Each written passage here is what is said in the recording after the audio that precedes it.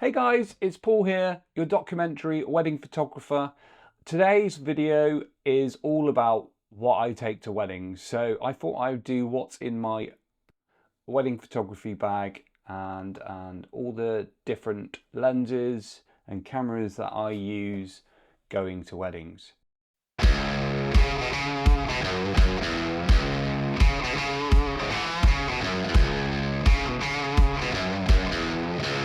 I will start off with the meat, and that is the cameras. So this is my main body. This is the Sony A9 Mark II. I've been shooting with this for now about 3 years. I absolutely love the images in color that come out of this camera. And it is generally my workhorse. Can fleet through obviously the mechanical shutter, and then during ceremonies I will switch to the electric shutter just to lessen that noise while I'm up close to the bride and groom. So yeah, A9 Mark II, hands down one of the best cameras Sony has ever produced.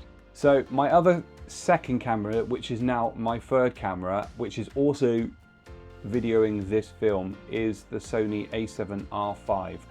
I absolutely love that camera. The screen, the focus, it is just hands down an amazing camera. I don't ever shoot weddings at that high res of 60 megapixels.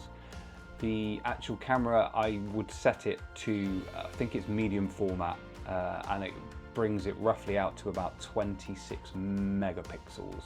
So it's kind of almost on par with my A9, which is 24 megapixels.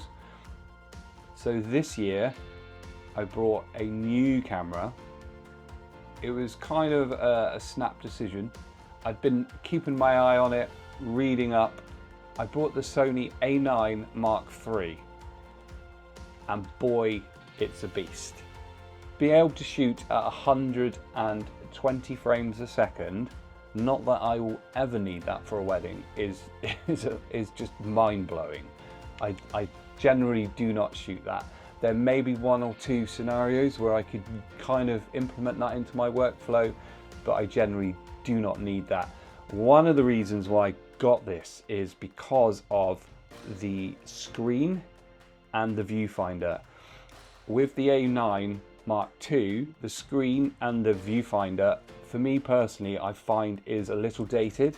My eyes are getting a little bit older, and so I kind of switched to this. It's the same as the A7R5 screen and obviously the viewfinder. So that was kind of it's an expensive move, but the speed of the autofocus, the flip out screen, it just helps dramatically. I will not need any new cameras for the next 2 or 3 years now. So I'm set on the camera front. These are my main bodies, and yeah, love it. So my main lens that I use for the majority of the day would be a 24-70, and this is the G Master Mark II. So primarily I will shoot the 24-70 most of the day. Reason being, say you're in the ceremony, you do not have to disturb that ritual. You don't have to get close. You can use the zoom to get in and out of the close-ups. Unless it's really poor light and you need to go on a prime 1.4, 1.2, then 24-70 is ideal. You get some absolutely gorgeous shots from this. So the 24-70 version 1, the reason why I changed, because this I've probably had since the first day that I changed from Canon to Sony when I bought the A7R II when that first came out. This is a beautiful lens up with, say, the A9 Mark II. So when it's actually on and you're locked onto your subject and you kind of zoom in, I found that it was just missing the shots. As soon as you zoom in, you'd have to refocus all the time. Where with this bad boy, you don't. You can just zoom in and you're still locked in on your subject, And I feel that it may be that these cameras are too fast. I don't know, I'm not completely technical, but I was just finding that I was missing some rather key shots, and in this line of work, you can't do that. So I brought this one.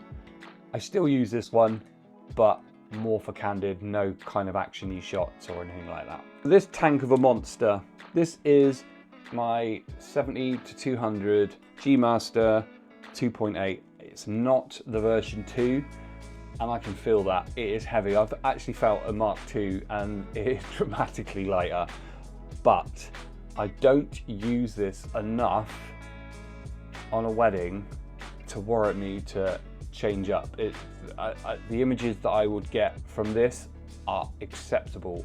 They are beautiful images. I will probably use this a handful of times during reception when everyone's having drinks and stuff. I can put this on, I can get out of the way, and I can capture things from the side without guests knowing, so they can be themselves without having someone's camera in their face. So yeah, this is a great lens for those kind of candid moments. So yeah, and there's obviously another option.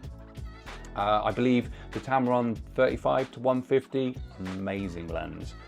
One day we'll add that to my kit bag, but for now I've got the 70-200. So portraits, if I'm shooting portraits, I will use this bad boy. This is the G Master 1.4 50mm lens. It is a beast. It produces some of the finest images. The bokeh, I mean, I don't shoot primarily at 1.4, I kind of shoot at about 2, but this thing is sharp. It is so gorgeous. So yeah, that paired with my 85, and this is only a 1.8. This is not a G Master variant. I'm still waiting for them to update the G Master. I could get the 85 G Master 1.2 or 1.4, but they're very old now. I think they're about 5 to 6 years old.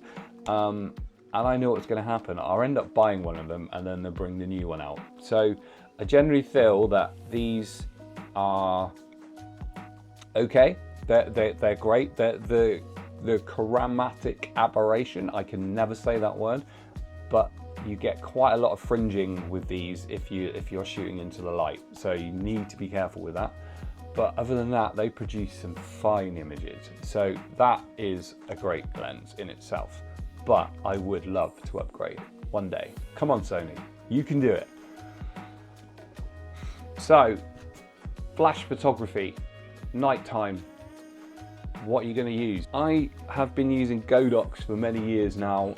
They are cheap-ish. You say cheap. If you would say this to the normal Joe on the street, that £300, I think it was like £250 to £300 for a flash, they wouldn't think that's cheap. But compare it to say like Sony's or the other top end ones, which are like 900 quid for a speed light. This one is amazing. I think this is my second V1. I've got 2 V1s in total. So yeah, generally an amazing piece of kit for the price. Paired with the Magmod sphere and obviously the magnet on the end. And you just place that on, and my actual lighting will be upright pretty much most of the night. The light will just bounce out everywhere, and I can grab some amazing shots throughout the night just with that little setup. That's not just what's obviously in my kit bag. So I have probably about 10 batteries I take to a wedding with me. I generally don't need them, but I'd rather have them and not need them, and then obviously need them and not have them. I will take a charger with me. Again, I don't really use that. I have enough batteries. I take more memory cards than I would ever need to a wedding. I love to have as much kit on site as possible for my couples to make sure their day goes as seamless as possible. Lots of cloths in my bag, wiping those lenses. You get kids coming up, grabbing your lens. You need to give them a bit of a clean. That happens a lot. But yeah, that is pretty much what I take to weddings. And there you have it, guys. That is all my kit that I take to weddings to help me capture the unforgettable moments of people's weddings.